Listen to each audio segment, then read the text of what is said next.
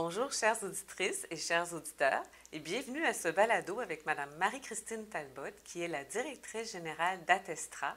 Et avec ce balado, vous allez savoir ce qu'est Atestra et quel est le rôle, entre autres, d'Atestra. Bonjour, Marie-Christine. Bonjour. Bienvenue et merci beaucoup d'accepter de tourner ce balado avec nous. Ça me fait plaisir. Est-ce possible, donc, de nous dire ce qu'est Atestra? Atestra est un organisme à but non lucratif qui s'appelait à l'époque Agri-Traçabilité Québec. Donc, on est un organisme qui est spécialisé en traçabilité. On développe des solutions de traçabilité, on les implante, on les gère. C'est au sein, bon, on est issu du milieu agricole à la base. OK. Ceux qui ont fondé Atestra, c'est le ministère de l'Agriculture du Québec, l'Union des producteurs agricoles et la financière agricole. Okay. Donc, cet organisme-là a été fondé en 2001. Oui.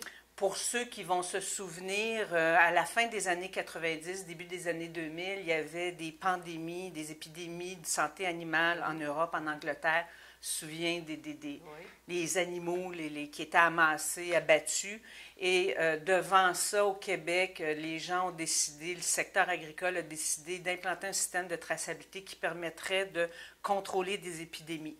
Donc, et c'est comme ça que ces trois organisations-là ont décidé de fonder Atestra, qui était une tierce partie indépendante pour recevoir l'information réglementée dans le cadre de la traçabilité, de les gérer puis de les rendre disponibles à ceux qui doivent l'utiliser. Puis, bon, je ne savais pas ça. Donc, est-ce que je peux poser une question pour savoir comment ça te permettait de contrôler la pandémie? C'est parce qu'on savait d'où venait l'animal? Bien, exactement. Alors, donc, la traçabilité, puis ça va être vrai dans le contexte de la discussion d'aujourd'hui. Donc, la traçabilité repose sur trois piliers. L'identification de l'animal, d'un objet ou d'une quantité de sol, un site, des sites, et le déplacement de l'objet de l'animal entre ces sites-là.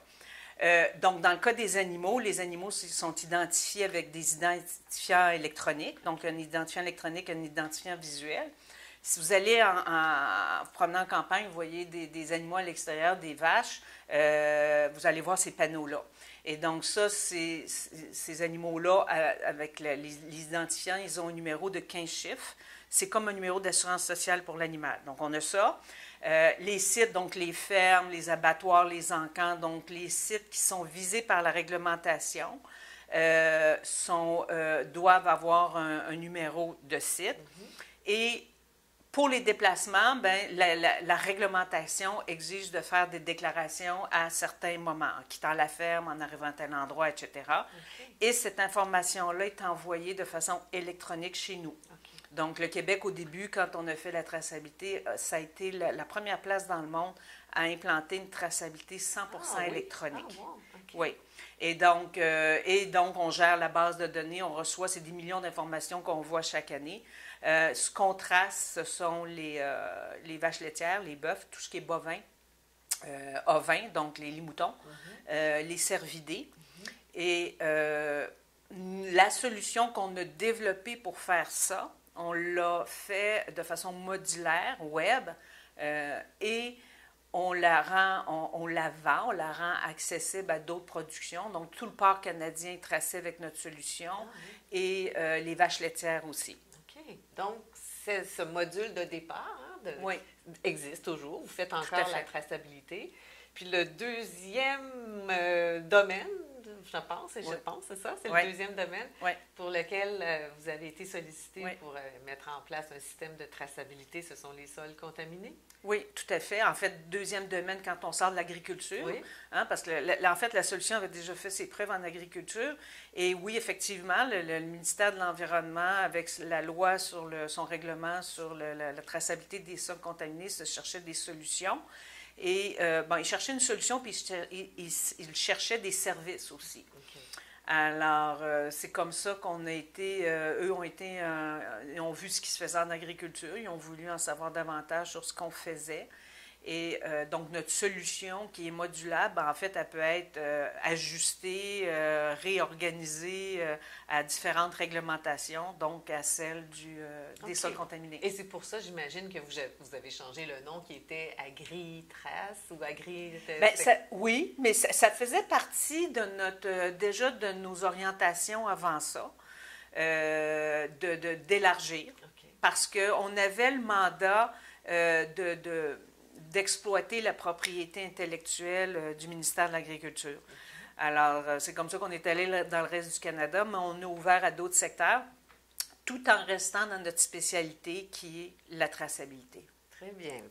Donc, est-ce que vous pouvez expliquer ce que c'est Trace Québec? Parce que vous êtes Attestra. Oui. Trace Québec, c'est le nom de la plateforme. Oui, exactement. La Trace Québec, effectivement, c'est la plateforme. Donc, c'est la plateforme qu'on a ajustée qui permet la traçabilité des sols contaminés. C'est la plateforme, en fait, qui permet de mettre en opération la réglementation. Donc, la réglementation donne le cadre d'application du règlement. Bon, puis après ça, il faut recevoir de l'information, il faut la gérer, il faut la stocker et tout, produire des rapports.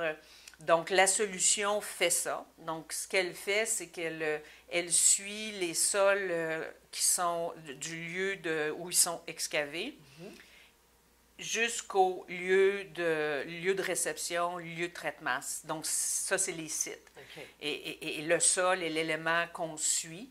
Avec le module transporteur, on suit en direct, en réel, en direct le transport des sols contaminés.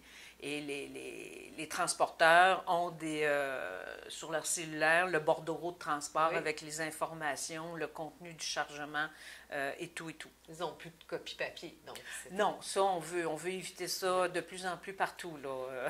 Donc, tout le monde doit avoir son cellulaire.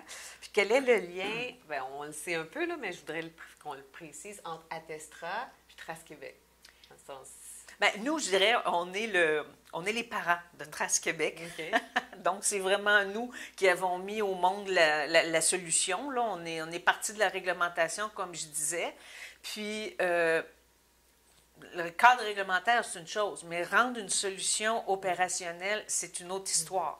Donc, c'est de s'assurer que tous les besoins, les requis, ça, c'est la job des analystes d'affaires, c'est vraiment une job informatique. Comme je dis souvent, une solution informatique, c'est extraordinaire, mais c'est bête. Alors, il faut lui dire exactement ce qu'on attend d'elle. Alors, le travail, donc, qu'on a fait pour développer Trace Québec, ça a été vraiment de travailler en étroite collaboration avec le ministère de l'Environnement pour bien définir leurs besoins. On a travaillé avec le milieu, évidemment. On a fait des projets pilotes. Avec les différents, les chargés de projet, les entrepreneurs, les sites récepteurs et tout pour tester différentes choses, recueillir les besoins. Et on a mis en place un comité consultatif technique qui réunit l'ensemble des joueurs. D'ailleurs, vous êtes membre de ce comité-là. Et ça réunit l'ensemble des joueurs, puis ça permet de valider ce qui est fait, de voir où sont les problèmes, puis de lever ces enjeux-là. Donc, ça, c'est pour la portion informatique. Mais il y a une portion aussi de ce notre lien avec entre Attestra et Trace Québec, c'est d'informer, de former les gens, d'offrir un service qui est aussi du soutien technique 24/7, donc 24 heures, 7 jours semaine. Service à la clientèle. Ça, c'est quelque chose que le ministère recherchait aussi dans les services. C'était pas juste de produire une solution informatique. C'était d'accompagner. C'était d'accompagner. Donc, on a une équipe de service à la clientèle qui est vraiment rodée à appuyer les gens dans des contextes réglementaires. On a une bonne évaluation. Le ministère avait été enchanté d'ailleurs de voir que les producteurs agricoles, qui sont une clientèle exigeante, étaient satisfaits du service à la clientèle. Bravo. Et donc, bref, c'est les services qu'on offre dans le cadre de la traçabilité. la traçabilité. Très bien. Donc, quelles sont les initiatives que vous avez mises en œuvre par rapport au sol contaminé? Il y a la plateforme, mais comment ça s'articule ou ça se traduit dans les initiatives?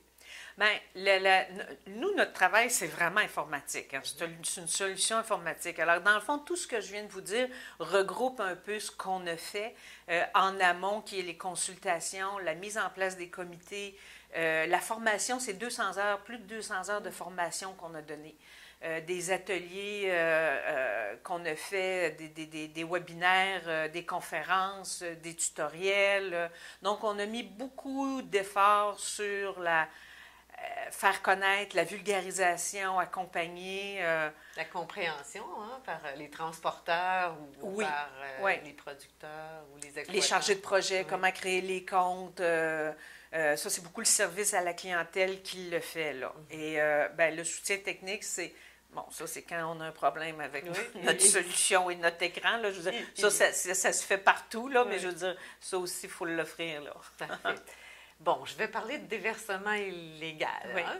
On sait que toute la question de la traçabilité des sols contaminés, ce fameux règlement, a été mis en place pour contrer les déversements illégaux. Est-ce que la mise en place de cette traçabilité, selon vous, a permis de solutionner ces enjeux de déversement illégal? Bien, la première des choses, je dirais que c'est certain que ça a amélioré la situation parce que ça donne un cadre réglementaire, ça donne un pouvoir d'intervention, puis ça fournit de l'information. Fait que déjà, là, il y a une excellente base. Puis, bon, je ne suis pas la spécialiste, je ne suis pas les mains dedans tout le temps, mais ce qu'on entend, ce qu'on perçoit, puis ce qu'on voit au sein du comité, c'est vraiment fédérateur de l'industrie de vouloir assainir les façons de faire. Oui. Ceci dit, et l'actualité nous le rappelle parfois, que ceux qui veulent contourner le système peuvent contourner le système. C'est déplorable. Oui, déplorable. Puis, ben, c'est certain que ça va continuer à se faire. Je veux dire, c'est certain que la majorité se conforme à la réglementation, aux déclarations, veulent bien faire. Mais on assiste encore à du déversement de sols illégaux. Alors, ça, c'est pas vous qui pouvez contrôler ça. C'est-à-dire que ce sera le service du contrôle du ministère qui devra essayer de... Exactement. Je veux dire, si je me prononce en tant que simple citoyenne qui a été appelée à réfléchir un peu à la question ici et là, bien, je me dis, est-ce qu'il y a du contrôle qui pourrait se faire sur les routes quand les transports circulent, comme il peut se faire avec le transport des animaux, où il y a un contrôle pour le bien-être animal, de voir après de longues périodes, je veux dire... dans quel état sont les animaux? Ben, les sols contaminés, est-ce que le transporteur qui va à une station de pesée a son bordereau de déplacement? Est-ce qu'il est s'il n'y a pas de bordereau de déplacement, bon, déjà, il y a un problème. Est-ce qu'il faudra aller jusqu'à des échantillonnages de sol pour savoir, parce qu'il pourrait transporter des sols qui ne sont pas contaminés, mais qui, en fait, le sont. Alors, c'est certain que quand on avance des solutions comme ça, on se rend compte que, bon, c'est toujours plus compliqué qu'on le pense, hein? Ça interpelle différents corps de métier et tout, mais peut-être que ce dernier bout-là, il faut le faire. Il faut, parce que, oui, le système est merveilleux, puis justement, le bordereau, on a tout ça déjà dans le système de prévu, puis on le fait pour que ce soit facile d'utilisation. Puis comme c'est une base de données centrale, bien, ça peut être consulté n'importe où, là, par des gens qui auraient l'autorisation d'aller consulter. OK. Donc, on peut espérer que le contrôle, finalement, puisse améliorer ces façons de suivre ces déversements illégaux lorsqu'il y en aura encore. Là, puis on espère qu'il y en aura vraiment plus éventuellement. Oui. Est-ce qu'en plus des sols contaminés, parce qu'on a parlé d'agriculture tantôt, là, on parle de sols contaminés, ça serait quoi le prochain domaine? Est-ce que vous pourriez, par exemple, faire la traçabilité des matières résiduelles? Oui, bien moi, je vous dirais que tout se trace. OK, tout. Même l'eau, par exemple. Bien, tout se trace. Tout ce qui peut être identifiable, tu sais, et qui est appelé à se déplacer. C'est les 3 piliers auxquels je faisais référence. Et les déplacements, bien, je veux dire, ça se fait. Donc, oui, les matières dangereuses, les matières résiduelles, les pesticides. Nous autres, c'est là qu'on peut faire un beau lien entre l'agriculture et... bon, alors oui, je veux dire, c'est tout à fait envisageable. Puis c'est comme ça que notre solution a été réfléchie à la base. Donc, je vais revenir un peu au début de l'entrevue, mais quand on a refait notre solution, on avait déjà 12 ans d'expérience. Et quand on l'a refait, on savait les pièges de la traçabilité. Et on l'a conçu pour qu'elle soit hyper flexible. Et c'est ce qui fait que là, ça peut être adapté à différents secteurs, différentes réglementations. À un moment donné, on se disait, bon, elle aurait pu faire la traçabilité, par exemple, des armes. Oui. Quand on parlait de contrôle, de savoir où se situent les armes. Les armes à feu. Donc, je veux dire, c'est pour ça que je vous dis, on peut réfléchir large. Bon, en même temps, nous, notre ambition, c'est pas de tout faire, là. Hein? On parle d'agriculture, d'environnement, puis des animaux de compagnie. Okay. Alors, on a développé un registre à partir de ça. Donc, oui, on peut penser à... Puis, comme je disais, on n'offre pas juste la solution informatique, on offre le service à la clientèle, c'est pas... c'est important là, dans l'équation. Là. Oui, parce que tout le monde a besoin de savoir comment ça fonctionne. Puis au départ, là, avant qu'il y ait un ajustement, ça prend un certain temps. Oui, puis comme c'est réglementé, l'information, ce qui fait la force d'une base de données, c'est la qualité de l'information. Un terme en anglais, garbage in, garbage out. Là, ben, effectivement, ça, c'est quelque chose sur lequel on travaille fort d'améliorer constamment la qualité de l'information, la qualité des données pour pouvoir les traiter, pour pouvoir parce que sinon, on en voit tout plein là, que finalement, c'est pratiquement inutilisable. Et ça, le service à la clientèle contribue énormément là-dedans parce qu'on le voit dans le système, ce qui n'est pas cohérent. Et à ce moment-là, quand on a les gens au bout du téléphone et tout, on fait du ménage du dossier avec eux autres, on les prend beaucoup par la main. Oui, c'est ça qu'ils ont besoin au départ, hein, parce que c'est un nouveau système, donc ça fait pas quand même longtemps qu'il est en place. Puis là, où on est rendu dans les animaux, puis un jour, on va y arriver avec les animaux, les sols contaminés, parce qu'il faut quand même accumuler des données, bien, on parle beaucoup d'intelligence artificielle. Donc, c'est quelque chose là, qu'on commence à mettre à contribution. Là. Comment, dans le sens où... On a 20 ans de données, donc on peut entraîner des algorithmes, mais ce qu'on veut faire en agriculture avec les animaux, c'est, entre autres, déterminer les animaux qui sont supposés être morts. Donc, qui sont toujours dans le système, mais qui devraient être morts statistiquement parlant ou quoi que ce soit. L'intelligence artificielle peut nous aider aussi à prédire le mouvement. Donc, pas juste savoir où ils sont, mais d'être capable de dire, OK, le prochain mouvement qu'il devrait faire, il devrait être là. Parce que quand il arrive une épidémie, il faut réagir vite. Tantôt, je pense que vous aviez une question qui tournait autour de ça. Bien, comment ça fonctionne, le système, nous, pour contrer une maladie, avec toutes les informations qu'on a, c'est de retracer, OK, l'animal qui est malade, qui peut transmettre une maladie, a été en contact avec quel autre animal au cours de sa vie.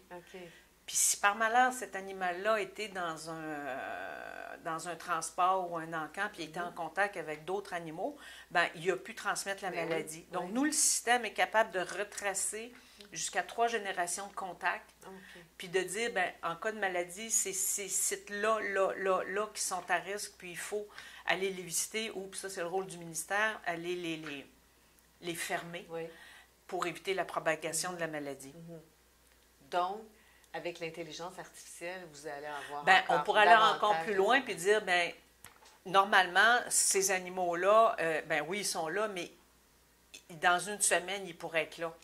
Alors bref, puis aussi l'intelligence, ce que les algorithmes font, c'est qu'ils peuvent détecter on va dire, les situations incohérentes sur les sites. Donc, soit que ça ne répond pas à la réglementation, soit que les déclarations sont erronées, etc. Parce que la traçabilité des sols, pour nous, c'est plus simple que la traçabilité animale. Ah oui. Il y a une grosse différence. Premièrement, un projet dure une journée, on va dire. Quand on transporte des sols, on ne s'amuse pas à être transporté pendant un an. Un animal peut vivre pendant plus de 10 ans. Là. Donc, tout ce temps-là, il faut le suivre, les déplacements dans sa vie. Puis, il y a plusieurs personnes qui interviennent pour faire des déclarations sur l'animal. Puis, ce qu'on constate, ça fait partie de notre connaissance, c'est qu'un animal, Bien, dans la vie, il naît, il se déplace, puis il meurt. Mais dans une base de données, un animal peut mourir avant de naître et il peut être à 2 endroits en même temps. OK. Donc, comment gérer ces incohérences-là? C'est ça qui est la différence entre la réalité terrain. Puis, tu sais, des fois, les gens vont dire, ben oui, mais vous le savez, vous avez l'information. Mais non, on n'est pas sur le terrain. Nous, on a l'information qu'on reçoit et parfois, il y a de l'incohérence dans cette information-là. Et c'est là qu'il faut travailler pour la rendre cohérente. Oui. Alors, nous, le système permet de gérer les incohérences, un temps, là, de les identifier. Et là, on vérifie, effectivement, il est où l'animal. Alors, on fait soit les recherches ou quand c'est les producteurs qui appellent. D'où l'importance que les données soient les plus précises Ben, possibles. exactement, parce que il y a tellement d'efforts qui sont mis à les cueillir que c'est bête qu'au moment ultime où tu en as besoin, elle soit pas bonne. Je veux dire, il faut mettre les efforts jusqu'à la fin, là. Fait que c'est très clair. Puis moi, je termine toujours avec des questions plus ludiques. OK. Et donc, ma première question plus ludique, c'est quel est le mot dans le vocabulaire du développement durable que vous préférez? Moi, c'est biodiversité.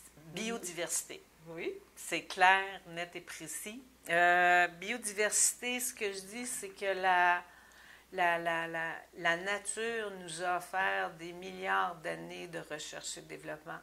Et c'est la biodiversité qui amène l'équilibre dans le système, dans les systèmes dans lesquels on vit.